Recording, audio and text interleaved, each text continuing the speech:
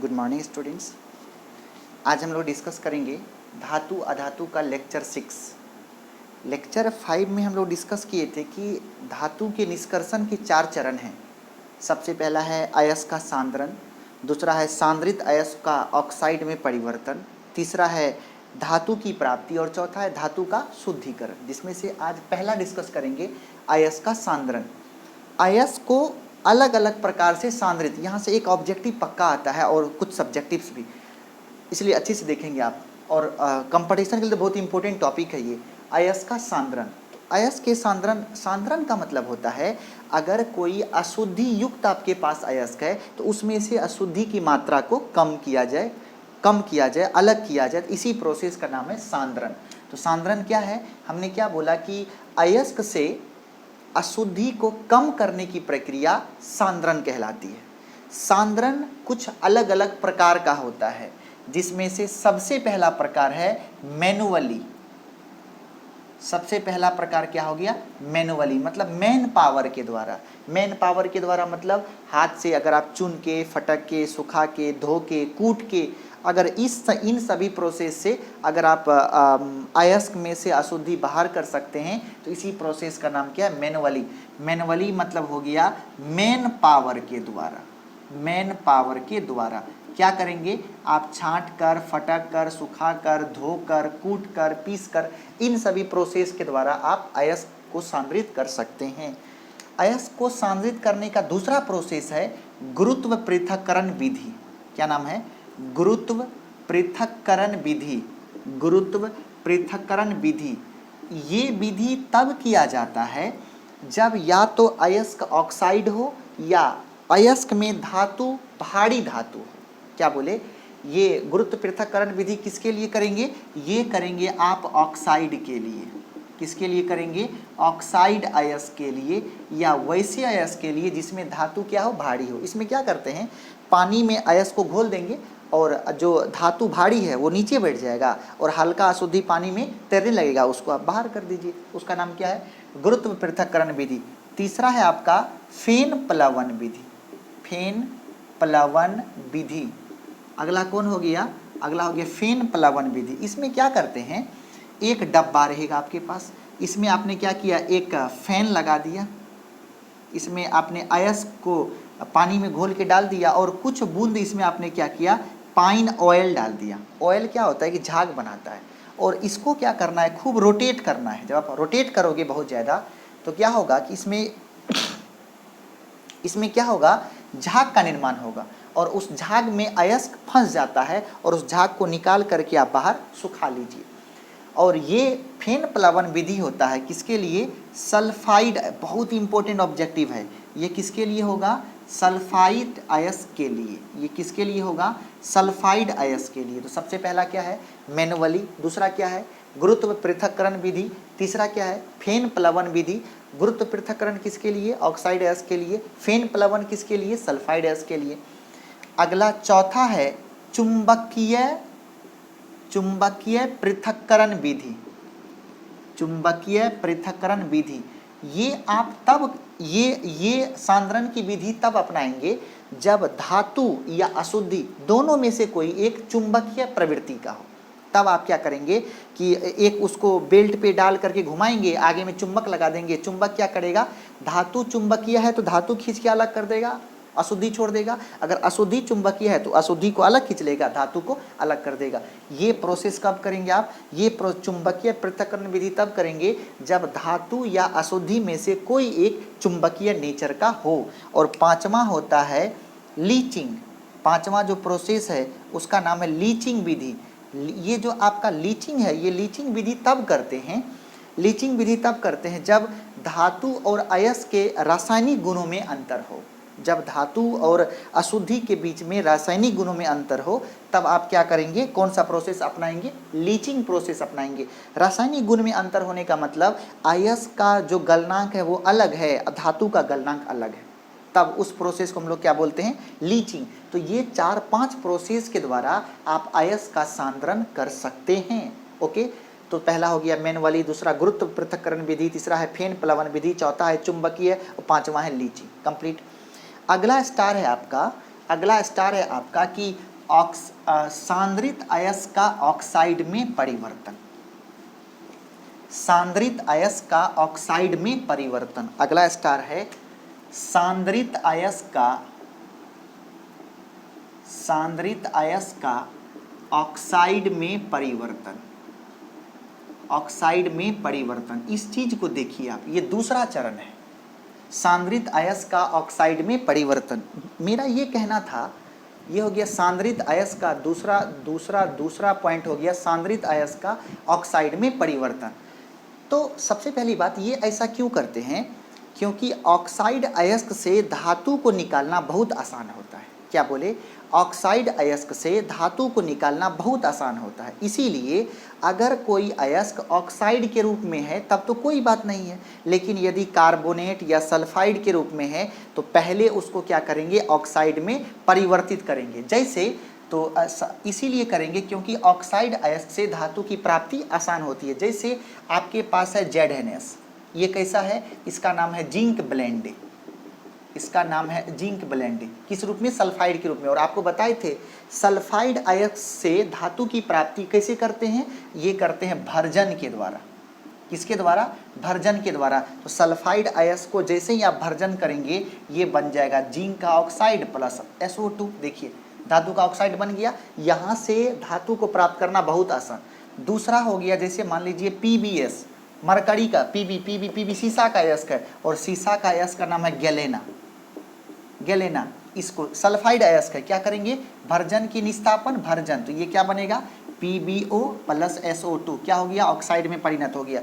तीसरा पॉइंट आप मान लो ऐसा, आपके पास है HgS, मरकरी का सल्फाइड है। आपको बताए थे मरकरी का क्या नाम है अयस्क का? सिनेबार। क्या करेंगे? सल्फाइड अयस्क है, भर्जन की निस्तापन, भर्जन करेंगे क्या बनेगा? मरकरी का ऑक्साइड बन जाएगा, अब प्लस क्या बन जाएगा? SO2 बन जाएगा। चौथा मान लीजिए आपके सामने दे दिया चौथा FeS2, ये क्या है? ये आयरन पायराइड्स है। इसका नाम क्या है? आयरन पायराइड्स है, सल्फाइड है। तो क्या करिएगा आप? इसका भर्जन करेंगे तो ये क्या बनेगा? Fe2O3 प्लस SO2 बन गया। क्या हो गया? ऑक्साइड में परिणत हो गया। मान लीजिए पांचवा आपके पास है CaCO3, कैल्शियम का कार्बोनेट अयस्क है। आपको बताए थे कार्बोनेट अयस्क के लिए क्या करते हैं? निस्तापन करते हैं, निस्तापन। तो ये क्या बन जाएगा? कैल्शियम का ऑक्साइड प्लस क्या बन जाएगा? CO2। छठा मान लीजिए आपके पास है MgCO3, बोलिए कार्बोनेट अयस्क है, क्या करेंगे आप? भर्जन की निस्तापन। कार्बोनेट अयस्क है, क्या करेंगे आप? निस्तापन की भर्जन करेंगे आप। तो आपने बोला कि इसके लिए निस्तापन करेंगे तो ये क्या बन जाएगा?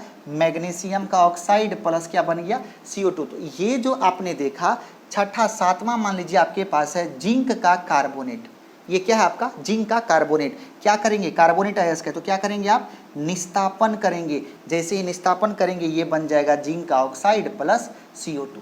मतलब क्या है कि सांद्रित अयस्क को ऑक्साइड में परिवर्तन या तो भर्जन के द्वारा या तो निस्तापन के द्वारा करते हैं। तो जब ये ऑक्साइड, तो तीसरा क्या है? दूसरा है सांद्रित अयस्क का ऑक्साइड। देख लीजिए आप, ऑक्साइड में परिणत हो गया। तीसरा स्टार है कि ऑक्साइड से धातु की प्राप्ति। तीसरा है ऑक्साइड अयस्क से धातु की प्राप्ति। तीसरा चरण है ऑक्साइड अयस्क से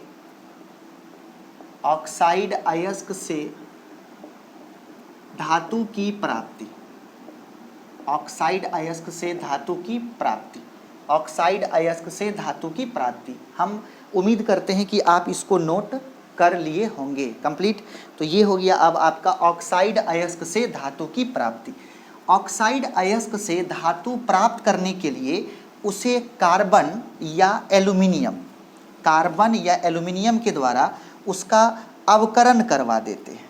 कार्बन या एल्यूमिनियम के द्वारा उसका रिएक्शन करवा देंगे तो क्या होगा? वो ऑक्सीजन को अलग कर देगा और आपके पास क्या मिल जाएगा? धातु मिल जाएगा।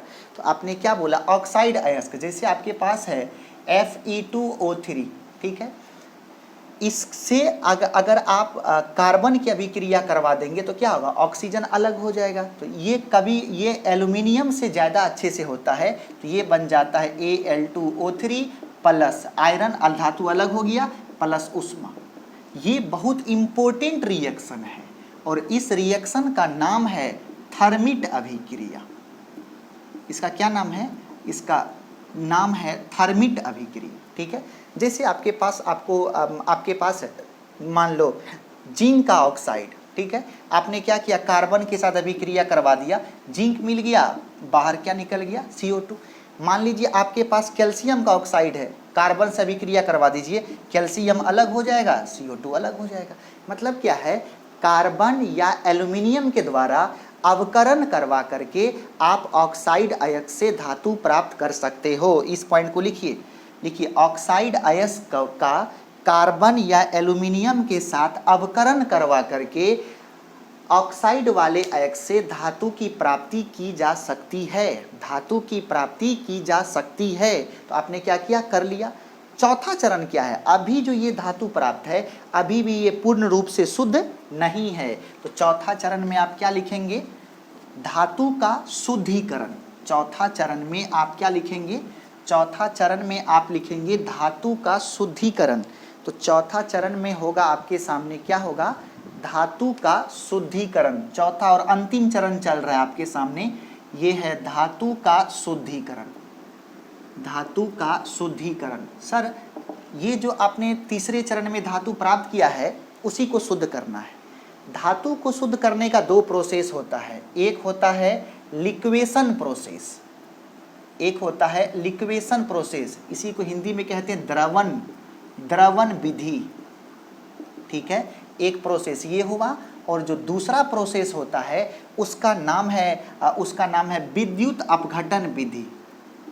विद्युत अपघटन विधि, विद्युत अपघटन विधि, इलेक्ट्रो रिफाइनिंग प्रोसेस, ये दूसरा। ये दो प्रोसेस से हम लोग धातु का शुद्धिकरण करते हैं। अब ये दोनों क्या है वो देखिए।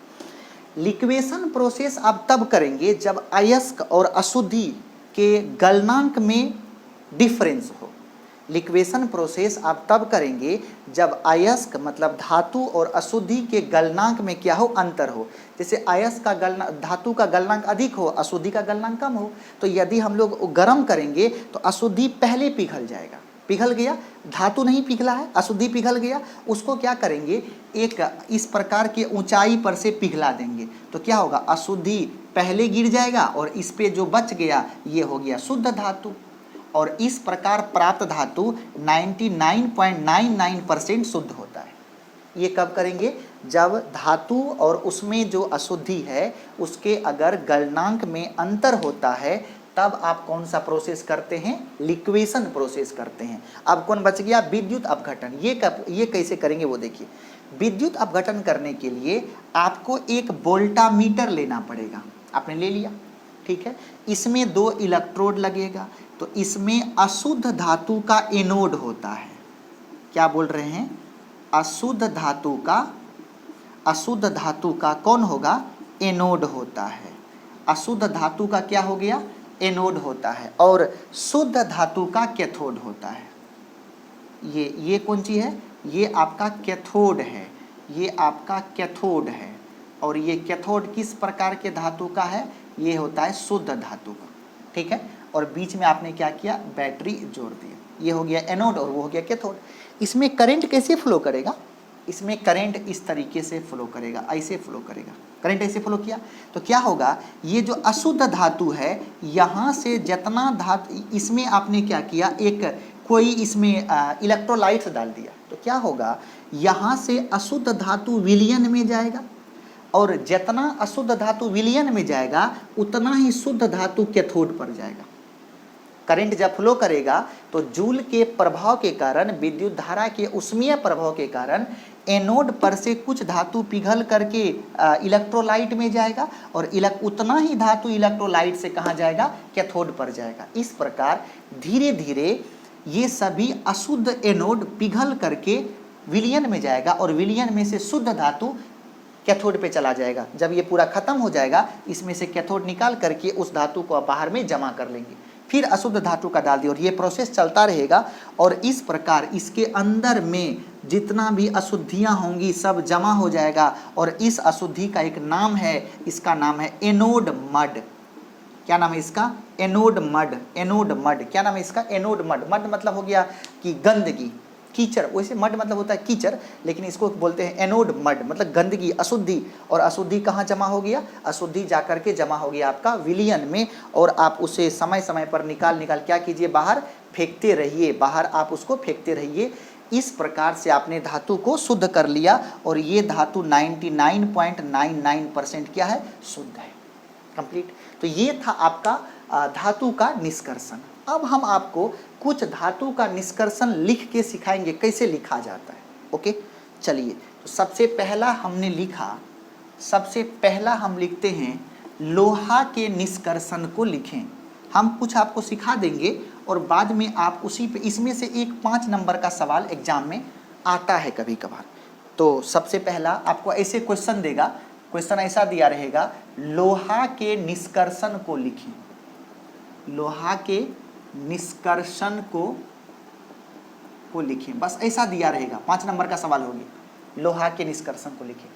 इसमें कुछ स्टेप्स में आप लिखेंगे। सबसे पहला लिखेंगे आप, लोहा का निष्कर्षण किस अयस्क से होता है। तो पहले आप जान लें कि लोहा का निष्कर्षण हेमेटाइट से किया जाता है। हेमेटाइट Fe2O3 द्वारा किया जाता है। पहले तो ये जान लिए। अब निष्कर्षण का 4 चरण है। पहला है सांद्रण, ऑक्साइड अयस्क है, किसके द्वारा सांद्रण होगा? आपको बताइए, ऑक्साइड अयस्क को गुरुत्व पृथक्करण विधि के द्वारा करते हैं। तो गुरुत्व पृथक्करण विधि द्वारा Fe2O3 को सांद्रित कर लिया जाता है। सांद्रित कर लिया जाता है। जान गए? इसका मतलब ये सांद्रित हो गया, इसमें से क्या हुआ? अशुद्धियां बहुत ज्यादा बाहर निकल गई। तीसरा क्या था? सांद्रित अयस्क का ऑक्साइड में परिवर्तन। ये खुद ब खुद ऑक्साइड में है, तो लिखेंगे यहां अयस्क स्वतः ऑक्साइड के रूप में है, ऑक्साइड के रूप में है। लेकिन करिएगा क्या आप? Fe2O3 को थोड़ा सा गर्म कर दीजिएगा, जिससे इसके अंदर जो भी वाष्पशील अशुद्धियां होंगी सब बाहर निकल जाएगा। इसमें कोई परिवर्तन, अभियो ये है, अभियो ये है, केवल क्या हुआ? थोड़ा सा जो अशुद्धि था वाष्पशील वाला वो बाहर निकल गया। और चौथा में क्या था? ऑक्साइड अयस्क से धातु की प्राप्ति। तो आप Fe2O3 को क्या करेंगे? कार्बन के द्वारा आप चयन करवा देंगे, तो ये क्या हो जाएगा? Fe, अब प्लस क्या बन जाएगा? CO2 करवा दिए। और ये क्या है? आयरन है। तो आयरन को हम लोग विद्युत अपघटन विधि द्वारा क्या करेंगे? धातु को शुद्ध कर लेंगे। और पुनः विद्युत अपघटन विधि द्वारा Fe को शुद्ध कर लेंगे। और लास्ट में लिखेंगे, इस प्रकार लोहे का निष्कर्षण पूर्ण हुआ। इस प्रकार लोहे का निष्कर्षण पूर्ण हुआ। क्या बोले? इस प्रकार लोहे का निष्कर्षण पूर्ण हुआ। क्या बोले? इस प्रकार लोहे का निष्कर्षण पूर्ण हुआ। कंप्लीट। दूसरा देखिए, नोट किए? पॉज करेंगे, नोट करेंगे। ओके, पॉज करेंगे, नोट करेंगे। ओके, चलिए अगला हेडिंग देंगे आप, मरकरी के निष्कर्षण को लिखें।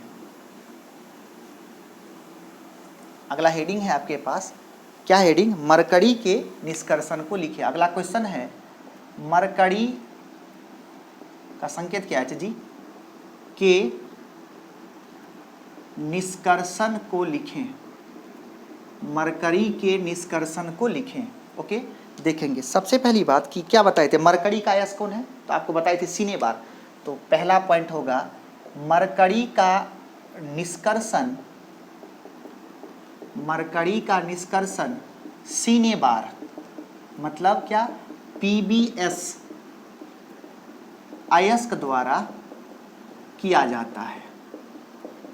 अयस्क द्वारा किया जाता है। कंप्लीट। दूसरा अब क्या था? सांद्रण। देखिए आप, सल्फाइड अयस्क है तो किसके द्वारा सांद्रण करेंगे? फेन प्लवन। तो लिखेंगे फेन प्लवन विधि द्वारा इसे सांद्रित कर लिया जाता है, सांद्रित कर लिया जाता है, सांद्रित कर लिए। तीसरा क्या होगा, ऑक्साइड में परिवर्तन, सल्फाइड अयस्क है तो किसके द्वारा, भर्जन की निस्तापन के द्वारा, जल्दी बताइए, भर्जन की निस्तापन के द्वारा, भर्जन के द्वारा इसको करेंगे, नहीं किसके द्वारा करेंगे, भर्जन के द्वारा। तो ये हो जाएगा आपका भर्जन विधि द्वारा, भर्जन, क्योंकि आपने बताया था कि कार्बोनेट अयस्क है, अगर आपके पास कार्बोनेट अयस्क है तो आप उसके लिए निस्तापन करेंगे, अगर आपके पास सल्फाइड अयस्क है तो उसके लिए आप भर्जन करेंगे। तो भर्जन विधि द्वारा इसे ऑक्साइड में परिवर्तित किया जाता है, परिवर्तित किया जाता है। इसके बाद यहाँ पे रिएक्शन लिख दीजिए आप, HGS को आप क्या करते हैं, भर्जन करते हैं, तो ये क्या बनेगा, HGO, अब प्लस क्या हो जाएगा, SO2 बन गया। चौथा, अब ऑक्साइड अयस्क का धातु में परिवर्तन, तो क्या होगा, लिखेंगे HGO को कार्बन द्वारा अपचयन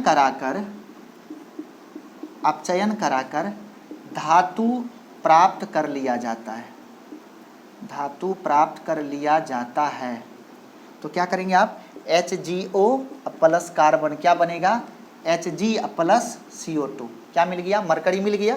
अब पांचवा क्या करेंगे आप, विद्युत अपघटन विधि द्वारा, विद्युत अपघटन विधि द्वारा Hg को शुद्ध कर लिया जाता है, शुद्ध कर लिया जाता है, शुद्ध कर लिया जाता है। और इस प्रकार मरकरी का निष्कर्षण संपन्न हुआ, इस प्रकार मरकरी का निष्कर्षण संपन्न हुआ, इस प्रकार मरकरी का निष्कर्षण संपन्न हुआ, इस प्रकार मरकरी का निष्कर्षण संपन्न हुआ। कंप्लीट। तो हम उम्मीद करते हैं कि आप सभी लोग इसे समझें। आप क्या करेंगे, बुक से एक दो और प्रैक्टिस कर लेंगे ताकि आपको आपके जहन में ये बैठ जाए, और बस यही इसका एक फॉर्मेट है, इसी फॉर्मेट पे आप इसे करेंगे। और इस प्रकार आपका धातु और अधातु नामक ये चैप्टर फिनिश हुआ। और अब हम लोग स्टार्ट करेंगे periodic table. Okay, thank you so much.